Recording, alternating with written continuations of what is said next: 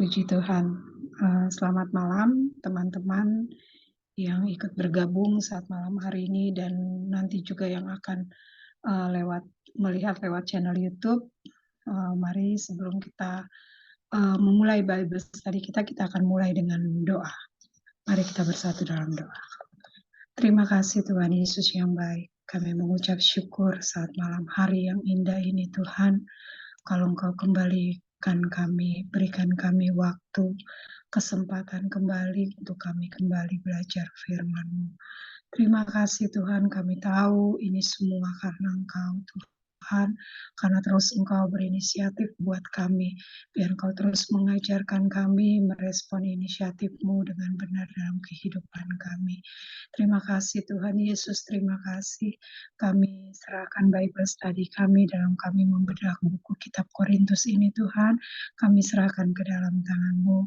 Tuhan tolong kami dan teman-teman kami yang lain Tuhan yang bergabung saat malam hari ini, berikan kami roh pengertian hikmat daripada-Mu, biar apa yang boleh dipaparkan kami boleh mengerti, terlebih kami boleh mengaplikasikan dalam kehidupan kami.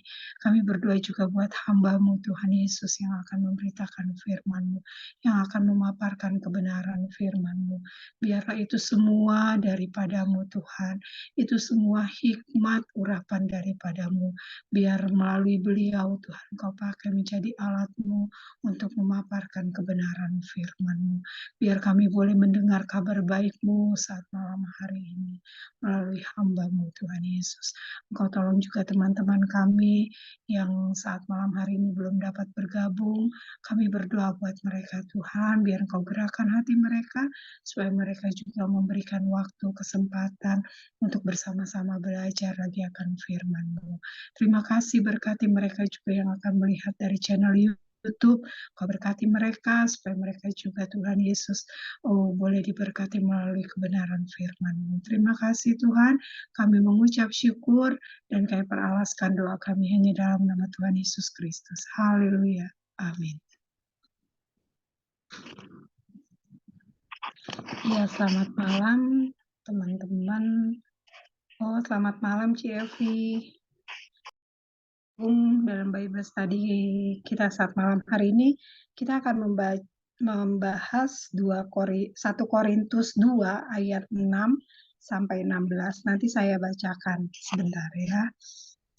Sungguh pun demikian kami memberitakan hikmat di kalangan mereka yang telah matang, yaitu hikmat yang bukan dari dunia ini dan yang bukan dari penguasa-penguasa dunia ini, yaitu penguasa-penguasa yang akan ditiadakan.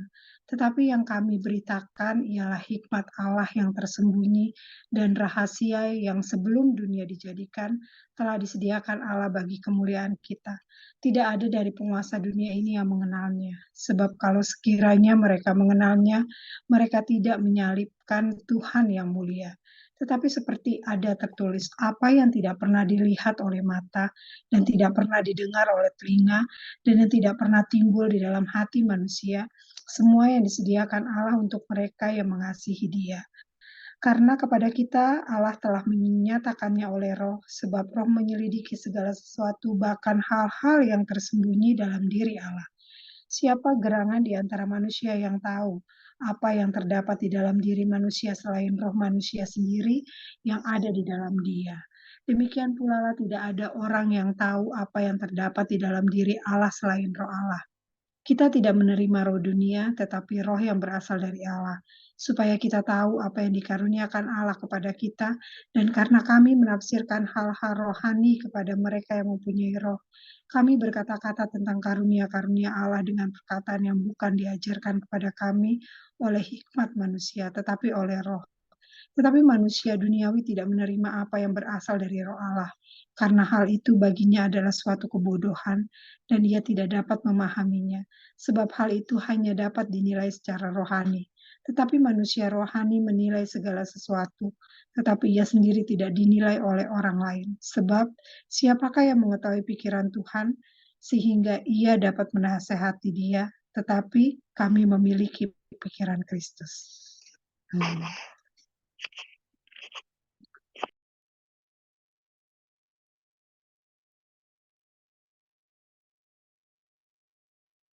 Puji Tuhan, anugerah Allah menjadi bagian kita. Kembali kita bisa belajar firman Tuhan. Kita bersyukur buat Zoom yang Tuhan sediakan. Kita percaya ini pun anugerah Tuhan, sehingga kita bisa sama-sama belajar dan diberi kesempatan untuk berdiskusi dengan tema yang ada. Kita akan membahas hikmat Allah, hikmat yang dinyatakan oleh Roh Kudus. Kita akan membahas 1 Korintus 2 ayat 6 sampai 16. Ini satu paragraf, satu rangkaian argumen Rasul Paulus.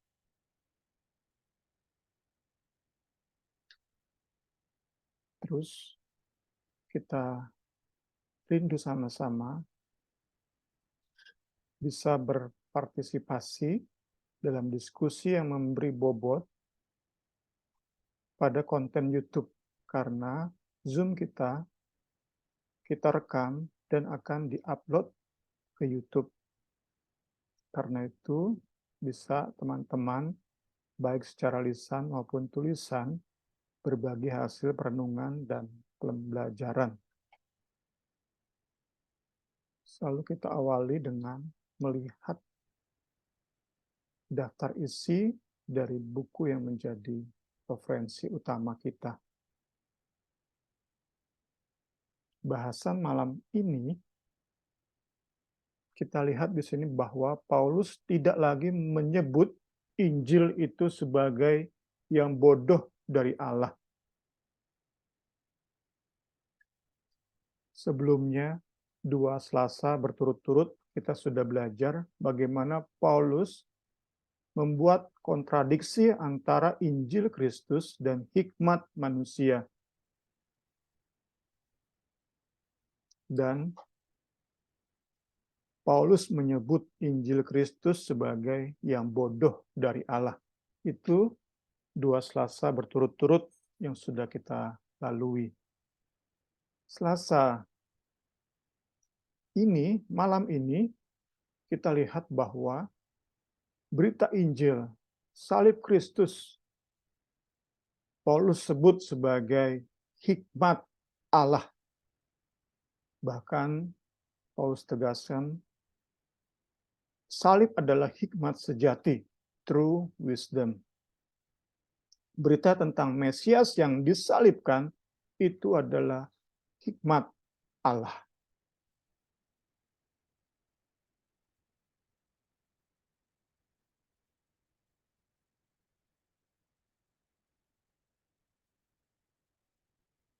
Namun,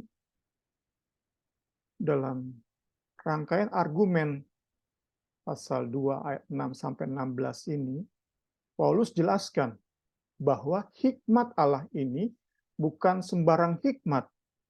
Karena selanjutnya di bagian ini, Paulus akan sama-sama kita belajar, akan menjelaskan nature atau keberadaan sifat karakter dari hikmat Allah ini. Bahwa hikmat Allah ini tidak mungkin dimengerti oleh mereka yang mengejar hikmat manusia. Mereka mengutamakan kecerdasan, mereka mengutamakan logika nalar manusia, mereka akan tetap memandang salib itu sebagai sebuah kebodohan, sebuah kebodohan yang harus ditolak. Itu yang Rasul Paulus ulang dan ulang lagi. Bagian indah, bagian yang difokuskan oleh Rasul Paulus pada argumen di paragraf ini adalah hikmat tersebut dapat dimengerti hanya oleh mereka yang memiliki Roh Kudus. Sekali lagi, inilah fokus atau bahasan utama dari Rasul Paulus dalam argumennya di paragraf ini, yaitu bahwa hikmat ilahi bukan sembarang hikmat. Hikmat ini hanya bisa dimengerti, dipahami diresponi secara benar, ditanggapi secara benar hanya oleh mereka yang memiliki Roh Kudus. Hanya oleh pekerjaan Roh Kudus seorang manusia bisa memahami salib Kristus. Manusia yang memiliki Roh Kudus yang bisa tanggap terhadap pemberitaan Injil Kristus. Sehingga saat seseorang dengar pemberitaan Injil Kristus, seseorang tersebut karena memiliki roh bisa kagum, bisa bangga terhadap pemberitaan tersebut, bisa dibangunkan rohnya, diberi semangat baru karena orang tersebut memiliki Roh Kudus. Pemberitaan salib tidak sia-sia, tetapi sungguh-sungguh memberi semangat baru, kekuatan baru, penghiburan. Semua kerjasama antara berita salib dan Allah Roh Kudus yang ada di hidup orang tersebut. Di sisi lain, semua orang bersama dengan para penguasa dunia ini, mereka yang mengejar, mengutamakan hikmat manusia, mereka akan terus mendapati bahwa salib adalah sebuah kebodohan. Mereka merasa diri pintar, melihat salib, melihat sesuatu yang bodoh, melihat Injil, mendengar sesuatu yang bodoh, maka tak heran mereka terus menolak sampai pada tahap mereka mengeraskan hati dan tidak mungkin dipulihkan kembali. Penting bagi kita jaga hati supaya tidak kita mengharapkan, mengandalkan, mengutamakan perkara-perkara di luar Kristus.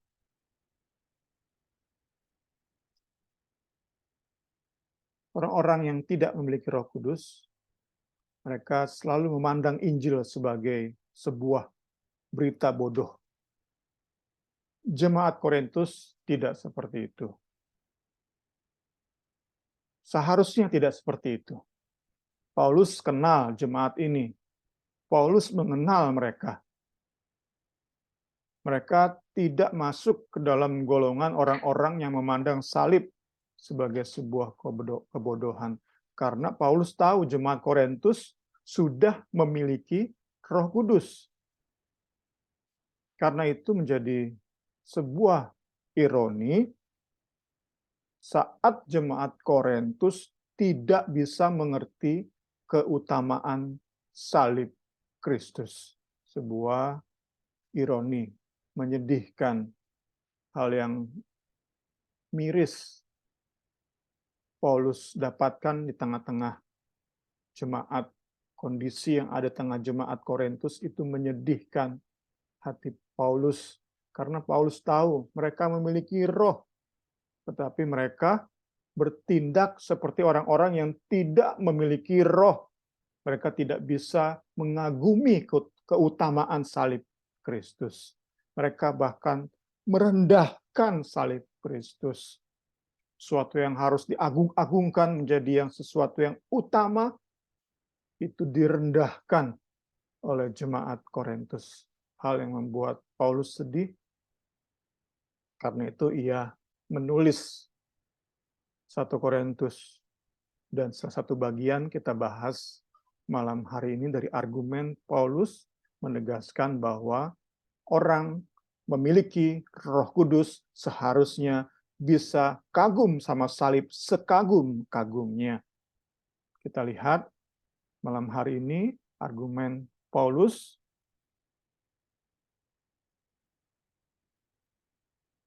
Paulus rindu jemaat Korintus menghidupi nature mereka sebagai orang-orang yang memiliki Roh Kudus. Orang-orang yang didiami Roh Kudus. Paulus rindu mereka menghidupi nature mereka, keberadaan mereka yang sesungguhnya. Karena itu surat ini ditulis. Paulus ingin jemaat Korintus tidak lagi mendewakan, memberhalakan hikmat manusia. Paulus ingin menghentikan praktek penyembahan berhala hikmat manusia yang sedang dilakukan oleh jemaat Korintus. Sungguh rindu hati Paulus. Sungguh dalam kerinduan rasul ini untuk melihat jemaat ini berhenti mempraktekkan penyembahan berhala dan kembali menyanjung, membangga-banggakan, meninggikan salib Kristus.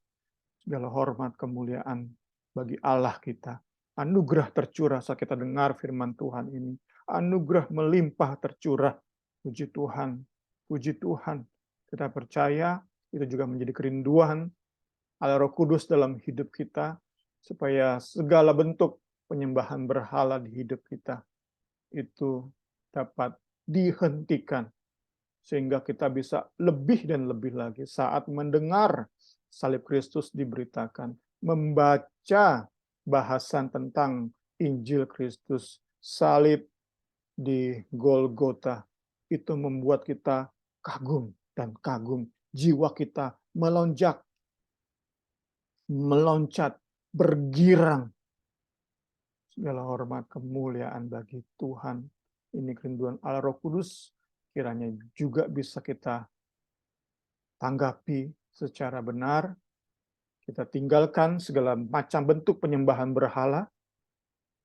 Kita semakin kagum terhadap salib Kristus. Di bagian ini, pasal 2, ayat 6 sampai 16, argumen Paulus terbagi ke dalam 3 bagian.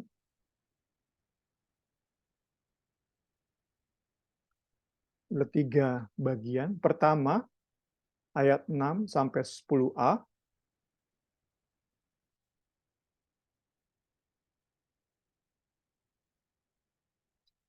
Di sini Paulus membandingkan antara mereka yang mengerti hikmat Allah dan yang tidak.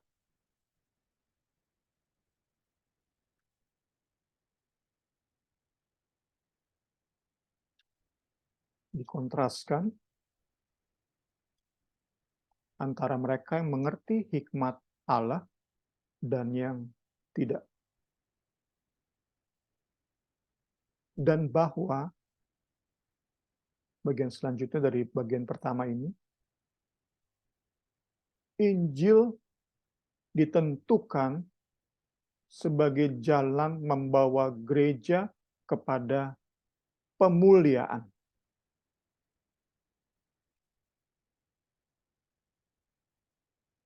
Jadi di sini Rasul Paulus tidak sekadar mengkaitkan salib dengan keselamatan, tetapi salib dengan pemuliaan gereja. Saat dalam kekekalan kita dimuliakan bersama Kristus, itu karena salib. Paulus jelaskan di bagian ini. Salib itu adalah jalan membawa gereja kepada kemuliaan kekal. Karena itulah berita salib ini, Injil Kristus ini disembunyikan dari manusia-manusia yang menolak Kristus. Kiranya logika ini bisa kita mengerti, karena salib itu jalan menuju ke surga, salib itu disembunyikan bagi orang-orang yang mengandalkan logika. Bagi orang-orang yang mengutamakan kemampuan berpikir manusia. Disembunyikan, dibuat misteri, ditutup rapat. Karena sekali lagi, salib ini alat kita, jalan kita untuk sampai pada kemuliaan yang tiada tara tersebut. Dimuliakan bersama Kristus dalam kekekalan.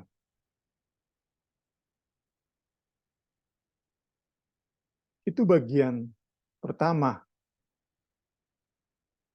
Bagian kedua itu ayat 10b sampai 13. Di sini Rasul Paulus menjelaskan bagaimana rahasia tersebut dibukakan kepada kita, namun tetap tersembunyi bagi mereka yang mengandalkan hikmat manusia. Bagi kita, gereja, bagi orang-orang yang memiliki Roh Kudus, itu dibukakan. Kita bisa mengerti mulianya, indahnya salib Kristus. Tetapi bagi orang-orang lain di luar Kristus, itu tetap tersembunyi.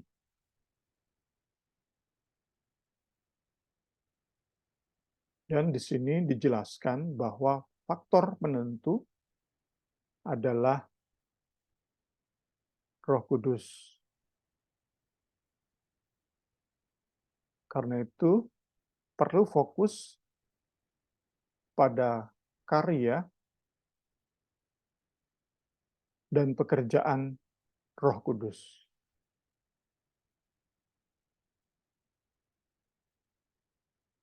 Kita diajak untuk benar-benar paham bahwa saat kita bisa mengagumi salib Kristus, itu bukan karena kita, tetapi karena karya Roh Kudus, pekerjaan Roh Kudus di hidup kita. Saat kita bisa sampai meneteskan air mata kagum kita pada karya salib Kristus, itu pekerjaan Roh Kudus. Itu bukan karena kita. Saat salib itu bisa benar-benar mengubahkan hati kita. Kita bisa mengasihi, bisa mengampuni. Saat masalah datang, kita bisa tetap bertahan. Masalah datang, tetap percaya bahwa Tuhan Yesus baik. Karena dia sudah buktikan kebaikannya 2000 tahun yang lalu di Kalvari. Kita terus percaya bahwa Tuhan Yesus baik. Meskipun masalah menumpuk silih berganti datang, tetap kita bisa percaya Tuhan Yesus baik. Mengapa? Karena kita benar-benar bisa memahami salib. Salib itu bukti kasih Tuhan. Bukti kasih yang tidak terbatas itu. Bukti kasih yang kekal itu. Kita tetap bisa bertahan, percaya Tuhan Yesus baik, padahal masalah terus berganti. Karena sekali lagi, kita bisa pahami salib. Itu pekerjaan Roh Kudus. Bukan karena kita orang yang tangguh. Bukan karena kita orang yang hebat, yang tahan banting. Bukan. Itu pekerjaan Roh Kudus membuat kita mengerti salib, sehingga kita sungguh percaya kasih Tuhan cukup bagi kita dalam situasi, kondisi apapun. Itu kedua. Ketiga,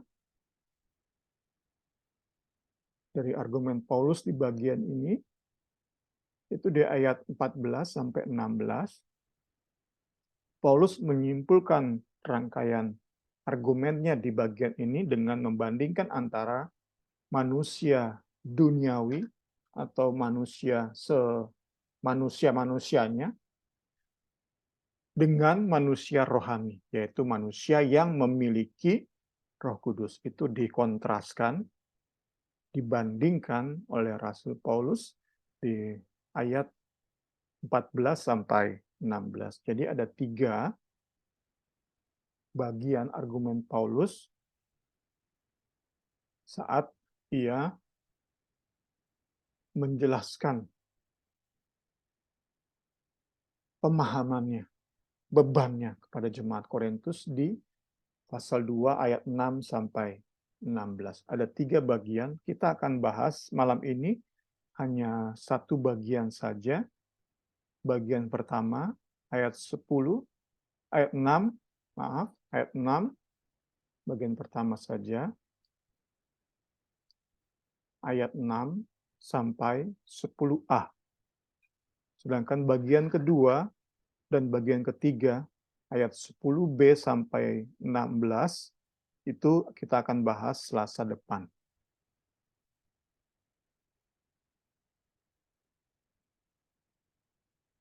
Sekali lagi tegaskan bahwa bagi Paulus, bagi pemahaman teologi Paulus,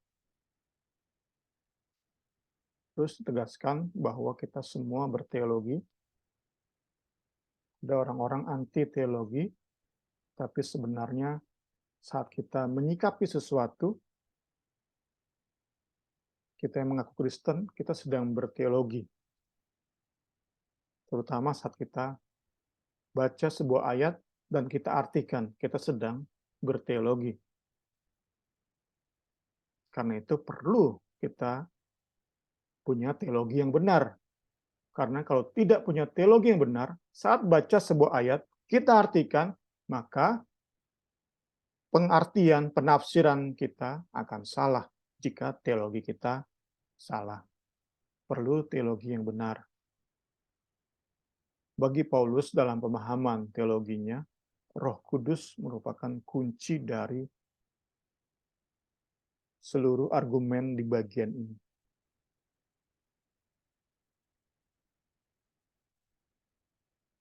Roh Kudus itu menandai pergantian zaman.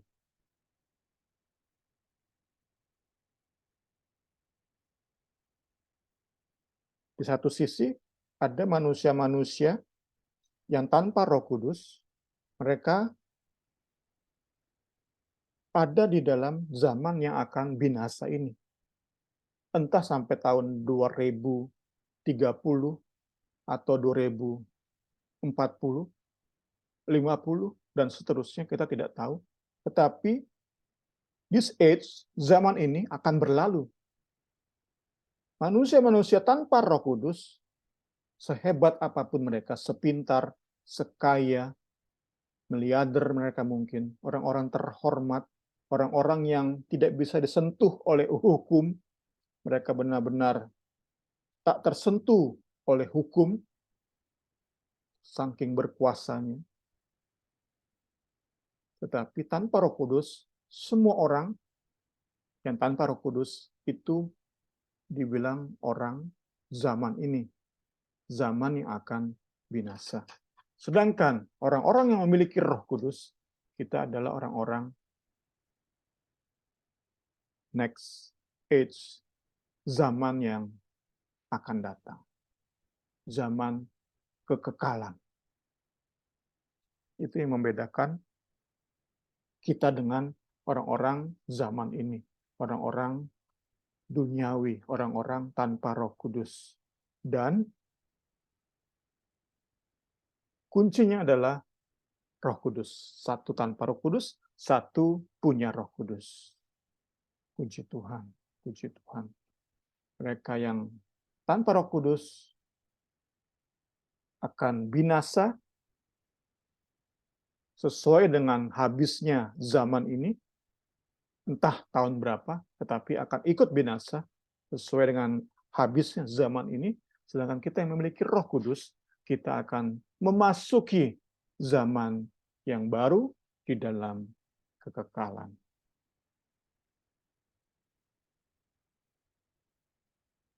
Kita masuk ke pembahasan ayat per ayat.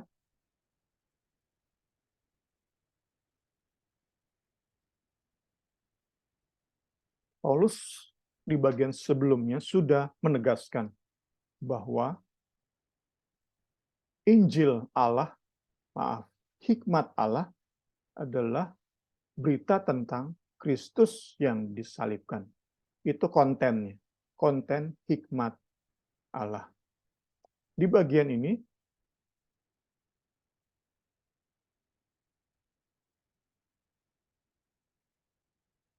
Rasul Paulus akan menjelaskan nature dari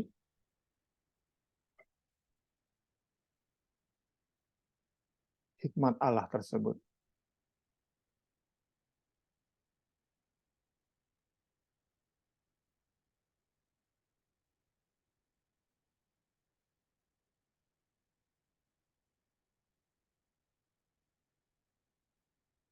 Hikmat yang dimaksud Paulus di sini itu berbeda jauh nature-nya ya, keberadaannya berbeda jauh, bertolak belakang dengan hikmat yang dimengerti oleh dunia. Hikmat yang diberitakan oleh Rasul Paulus itu berbeda jauh dengan hikmat yang dikejar oleh manusia.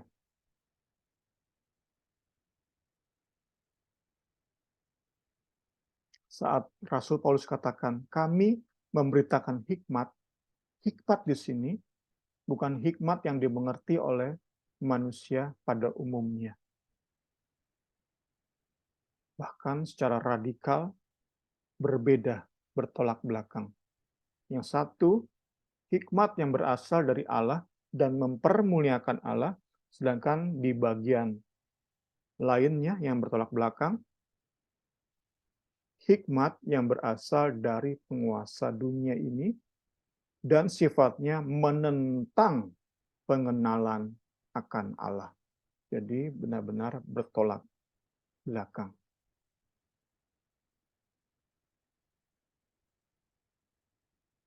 Kemudian masih di ayat 6 dikatakan di situ ada kata telah matang. Telah matang di sini di ayat 6 masih Paulus menunjuk kepada semua orang yang telah memiliki Roh Kudus.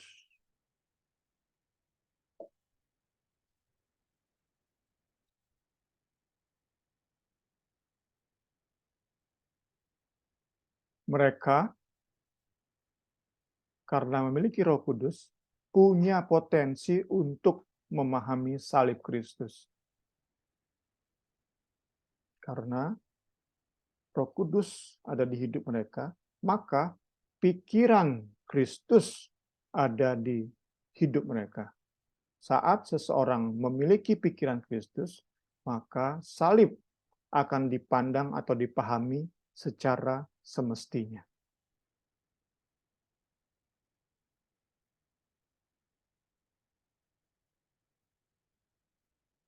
Di sisi seberang, mereka yang belum matang, mereka yang bayi, menunjuk pada orang-orang di luar Kristus, yaitu orang yang tidak memiliki Roh Kudus.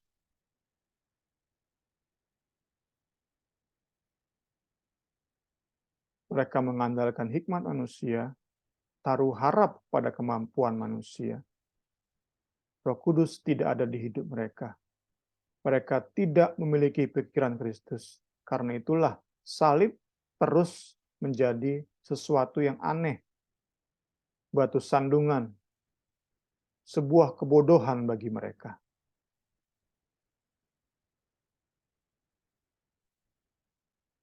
Paulus sekali lagi mengenal jemaat ini. Jemaat Korintus adalah jemaat yang sudah memiliki Roh Kudus. Sudah kita bahas di pendahuluan alasan-alasan mengapa kita bisa yakin bahwa Paulus mengenal jemaat Korintus dan jemaat Korintus benar sudah memiliki Roh Kudus. Tidak ada alasan untuk meragukan penilaian Paulus terhadap jemaat ini. Paulus bukan orang yang gampang dibodohi, sehingga jemaat Korintus bisa pura-pura punya Roh Kudus padahal enggak.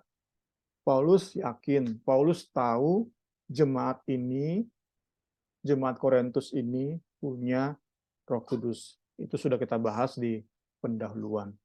Karena itu, tugas atau beban Paulus di sini adalah bagaimana jemaat Korintus itu hidup sebagaimana orang yang punya Roh Kudus jalani hidup. Beban Paulus adalah supaya jemaat Korintus berpikir bagaimana seorang yang punya Roh Kudus berpikir. Itu beban Paulus di bagian ini. Kita akan masuk ke ayat 7-8. Namun saya akan break dulu. Dipersilakan Ibu Rini.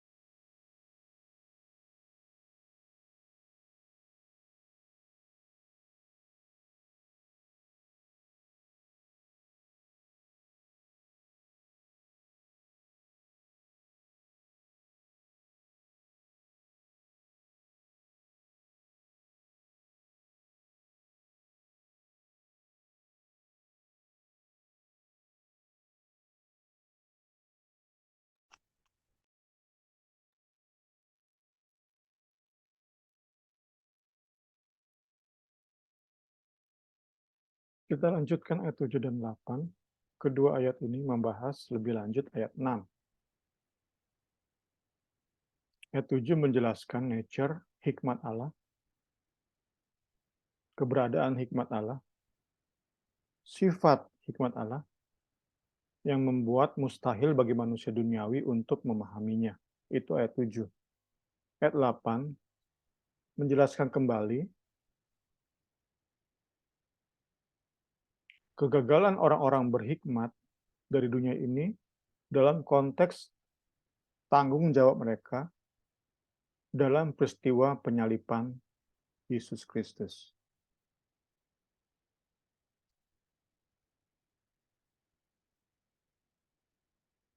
Nature atau sifat dari hikmat Allah.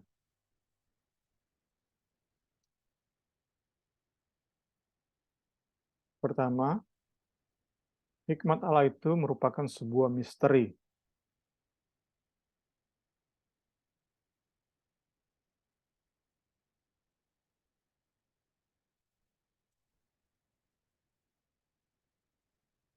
Yang dapat diartikan di sini sebagai sesuatu yang tersembunyi dalam diri Allah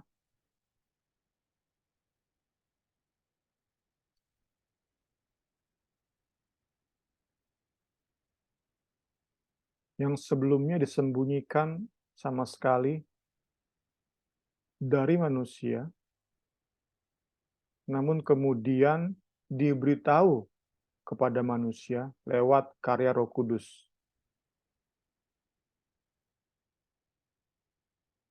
Itulah misteri. Sebelumnya tersembunyi dalam diri Allah, tersembunyi bagi manusia, namun kemudian diberitahu kepada kita lewat pekerjaan Roh Kudus. Kedua, sifat atau nature dari hikmat Allah. Hikmat Allah itu disembunyikan dari kekekalan.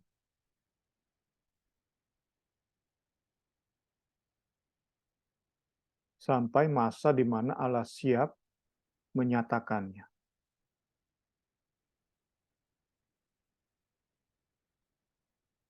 Namun demikian, hikmat Allah ini tetap tidak disingkapkan kepada semua orang. Kepada orang-orang berhikmat, penguasa-penguasa dunia ini, hikmat Allah ini tetap tersembunyi. Tetap disembunyikan. Ketiga, nature atau sifat hikmat Allah. Hikmat Allah itu ditentukan oleh Allah sendiri untuk kemuliaan mereka yang memiliki Roh Kudus. Ini sebuah rencana kekal yang Ia laksanakan lewat inkarnasi, kematian, dan kebangkitan Yesus Kristus.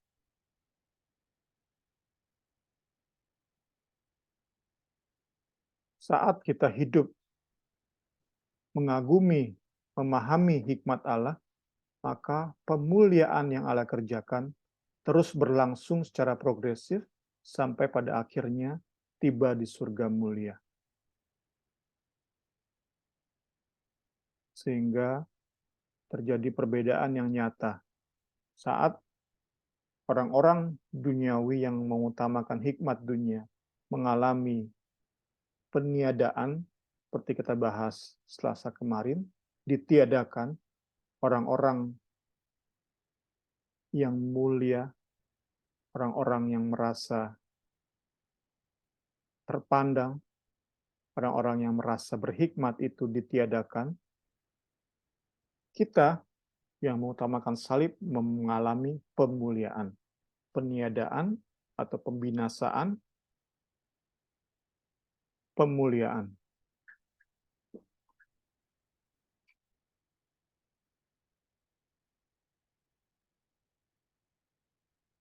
Keempat,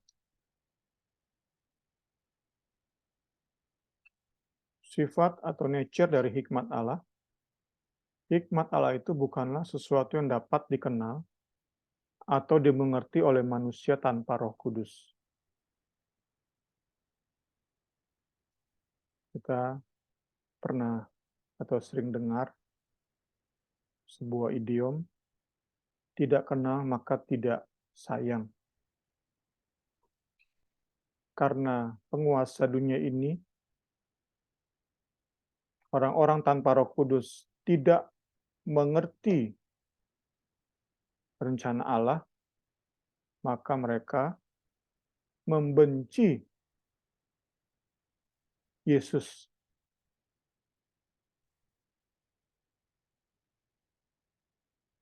Ini masih di ayat 7 dan 8. Dalam ketidakmengertian mereka, mereka menyalibkan Yesus karena mereka anggap sebagai Mesias palsu. Allah yang inkarnasi jadi manusia, mereka anggap sebagai penipu. Mereka benci, bahkan mereka bunuh. Itu menjadi bukti bahwa hikmat Allah tetap tersembunyi, tetap misteri bagi orang-orang tanpa Roh Kudus.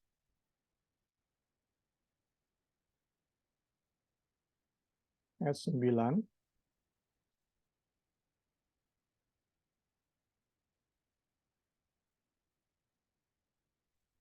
Seperti ada tertulis, itu berarti Paulus sedang mengutip Perjanjian Lama. Pertanyaannya, bagian mana dari Perjanjian Lama yang ia kutip? Itu pertama. Pertanyaan kedua adalah fungsi apa? Apa fungsinya? Paulus mengutip Perjanjian Lama. Ada 4 baris di sini. 1, 2, 3, 4. Baris pertama, apa yang tidak pernah dilihat oleh mata. Kedua, dan tidak pernah didengar oleh telinga. 3, dan yang tidak pernah timbul di dalam hati manusia. 4, semua yang disediakan Allah untuk mereka yang mengasihi Dia. Setelah dibagi, di breakdown ke dalam 4 baris ini, kita lihat dulu pertama fungsi dari kutipan ini. Untuk apa Paulus mengutip Perjanjian Lama ini?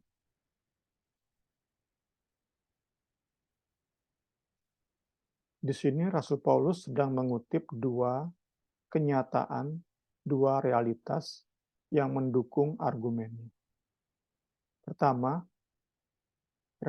realitas pertama adalah memang benar Alkitab, dalam hal ini Perjanjian Lama, menjelaskan sebuah kenyataan di mana ada orang-orang yang tidak mengerti pencapaian yang Yesus selesaikan di Kalvari.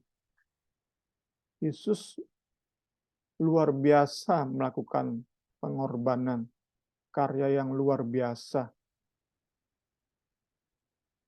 Pencapaian Yesus di Kalvari dahsyat, luar biasa, tak tertandingi dengan pencapaian-pencapaian apapun di dunia ini.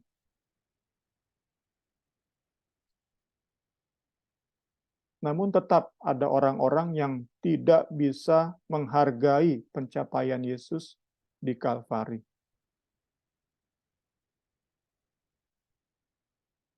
Dan tentu orang-orang ini adalah orang-orang yang tidak memiliki Roh Kudus.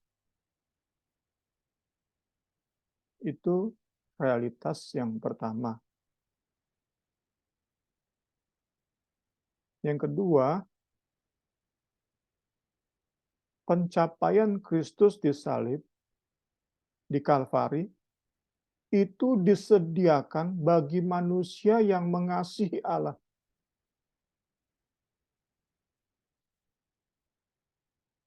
Tentu dalam bagian ini, manusia yang mengasihi Allah adalah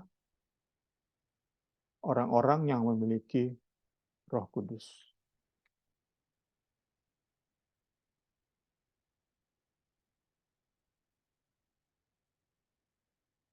Lewat ayat ini, Paulus ingin tegaskan bahwa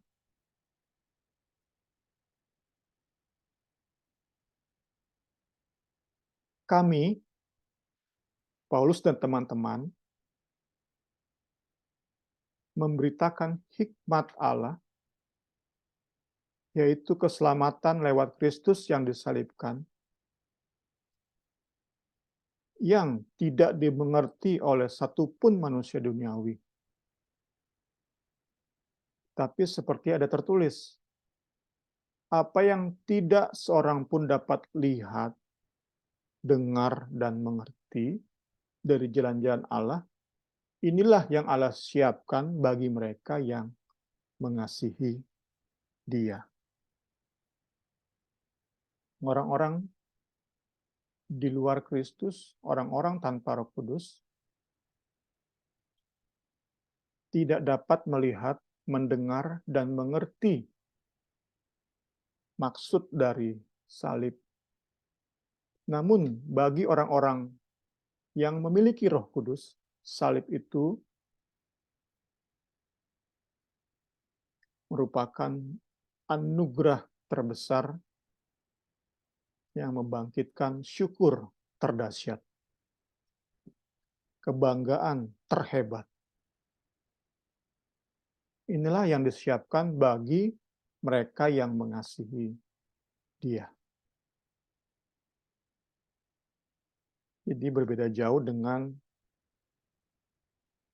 orang-orang yang pemahaman teologinya adalah teologi kemakmuran, melihat ayat ini, apa yang tidak pernah seorang pun lihat, apa yang tidak pernah didengar oleh telinga, itu mereka bilang, mereka ajarkan itu impian yang setinggi-tingginya, memiliki mobil yang mewah, plesiran atau jalan-jalan ke Eropa, itu yang mereka tunjuk sebagai sesuatu yang orang tidak pernah lihat, telinga tidak pernah dengar, yang tidak pernah timbul di hati manusia. Itu tentu bertolak belakang dengan pembahasan kita malam hari ini. Yang Paulus bilang, apa yang tidak seorang pun dapat lihat, itu tunjuk kepada salib. Dan kita, orang-orang memiliki Roh Kudus, itulah yang membuat kita bangga sebangga-bangganya.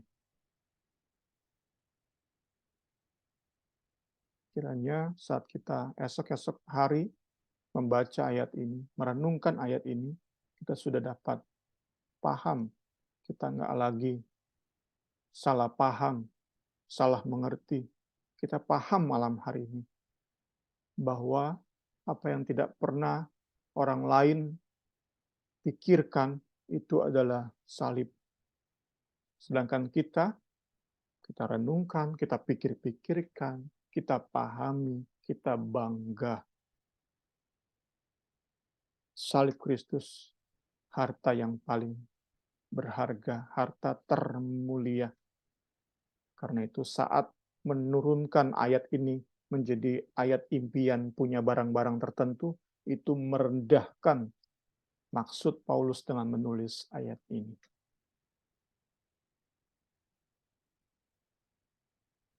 Kedua, pertanyaannya adalah dari ayat 9 ini, bagian mana dari perjanjian lama yang Paulus kutip?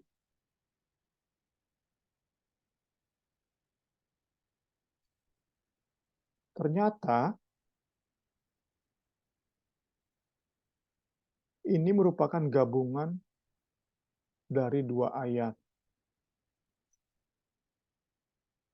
yaitu Yesaya 64 ayat 4 dan Yesaya 65 ayat 17. Saya bacakan kedua ayat ini. 64 ayat 4.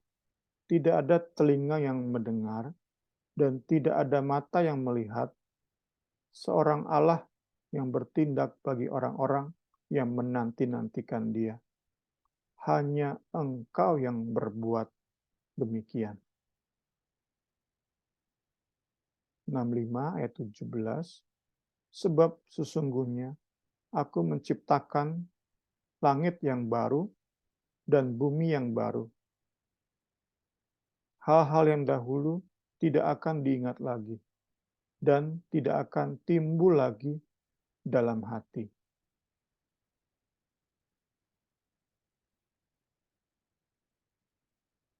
Mengapa Paulus bisa gabungkan dua ayat ini? Tampaknya penggabungan dua ayat ini sudah ada di zaman Paulus melayani. Kemungkinan sudah sering digunakan oleh agama Yudaisme apokaliptik,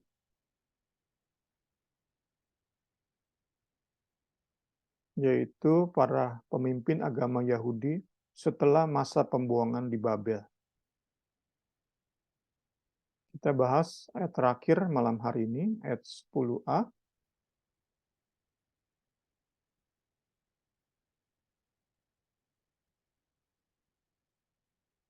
Frase mereka yang mengasihi Dia di ayat 9 adalah kita di ayat 10a.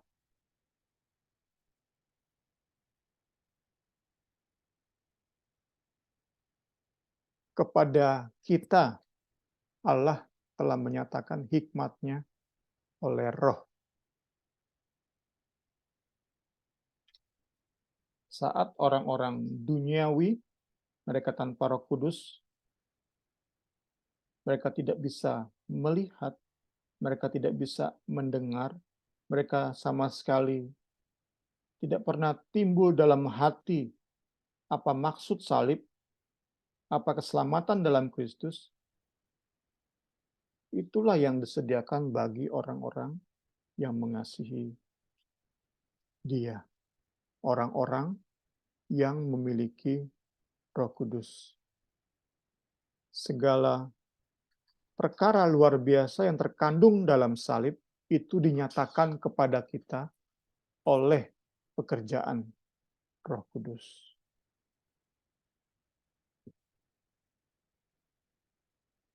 Jadi Roh Kuduslah pusat dari argumen Paulus di bahasan kita kali ini.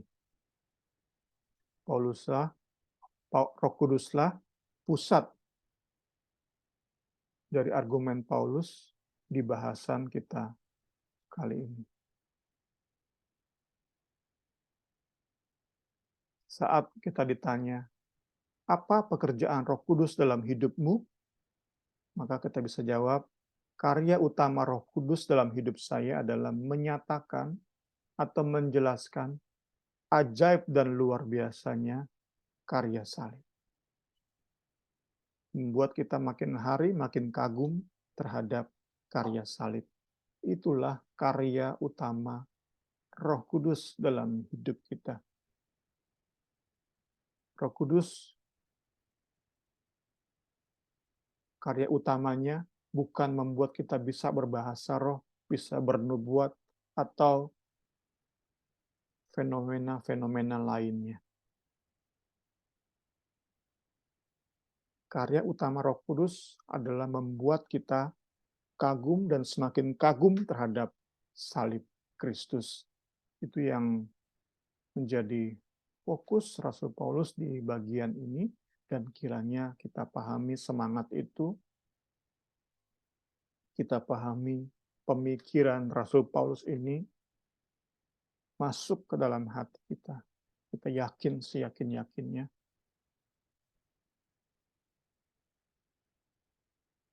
bukan saat kita bisa berbahasa roh kita bangga terhadap Roh Kudus, tetapi saat kita bisa paham, mengerti salib Kristus, tersujud, nangis, disentuh oleh salib Kristus, kita bangga punya Roh Kudus di hidup kita. Bukan saat kita bisa menyembuhkan orang, bukan saat kita bisa mengangkat suasana dalam pujian penyembahan, bukan saat itu kita berkata bahwa itu pekerjaan utama Roh Kudus. Pekerjaan utama Roh Kudus adalah membuat si pemilik Roh Kudus itu makin bangga terhadap salib Kristus. Injil Kristus menjadi lebih hari, lebih mulia, lebih menyilaukan daripada hal-hal lain di dunia ini. Kiranya malam hari ini kita semua diberkati. Kita akan lanjut Selasa depan dengan bagian kedua dan ketiga dari argumen Paulus di pasal 2 ayat 6 sampai 16 ini. Selamat malam. Tuhan Yesus memberkati kita semua. Kita akan tutup dalam doa. Nanti Ibu ini tutup dalam doa.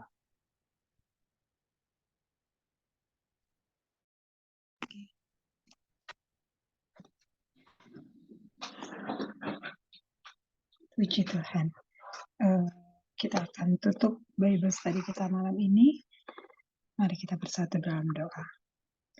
Pujian syukur kami naikkan kepadamu Tuhan Yesus.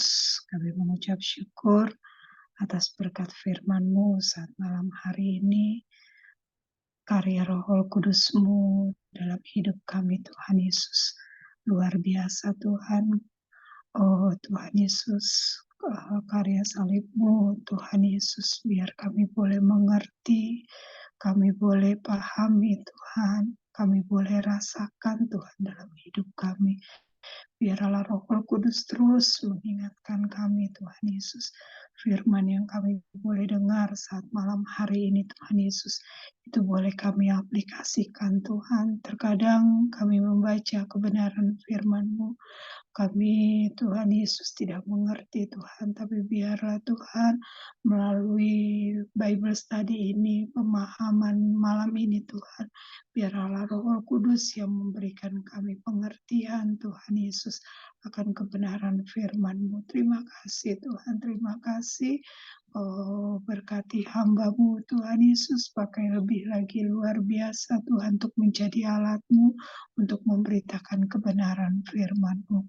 Kami serahkan Tuhan Bible study kami melalui channel YouTube. Teman-teman kami yang akan mendengar, melihat Tuhan Yesus juga mereka boleh diberkati lagi Tuhan Yesus. Terima kasih Tuhan, terima kasih. Kami menaikkan ucapan syukur kami saat malam hari ini. Kami juga berdoa Tuhan buat Agnes Tuhan Yesus, suaminya yang sakit, anaknya yang sakit. Kami serahkan ke dalam tangan-Mu, biar Engkau saja Tuhan Yesus. Oh tangan-Mu yang, oh Tuhan, yang berlubang paku yang boleh Tuhan Yesus menjamah Tuhan. Oh baik Darno, baik Emily Tuhan Yesus.